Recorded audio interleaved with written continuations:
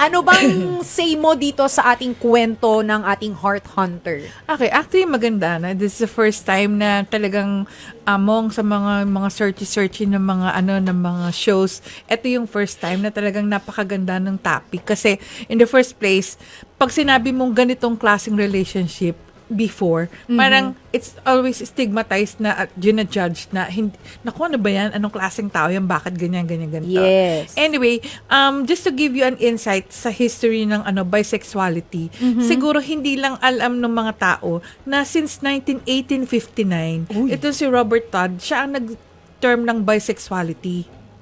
So ang sinasabi niya, pag bisexual ka, meron kang both female and male characteristic.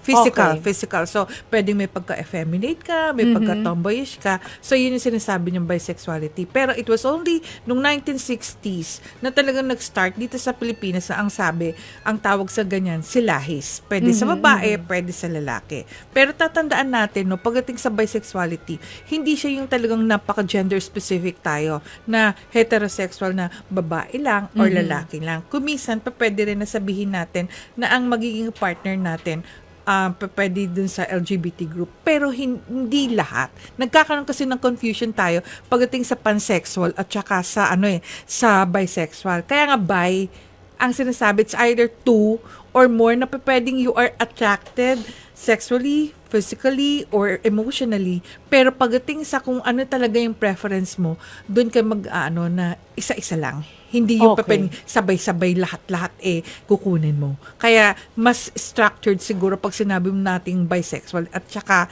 inaano doon na hindi yung alam mo ang pangit kasi sinasabi nila before na pag sinabi mong bisexual ka, you're a confused gay. Hindi. Tandaan nila na hindi because alam nila kung ano yung orientation nila, alam nila kung ano yung preference nila, kaya hindi mo pwedeng sabihin na ay, ano yan hindi niya alam kung ano yung gagawin niya. Alam nila yung preferences nila. Huwag nilang sasabihin that they are confused kasi doon nagkakaroon ng problema yung iba kasi akala nila hindi niyo malaman kung sino yung pipiliin. Alam po.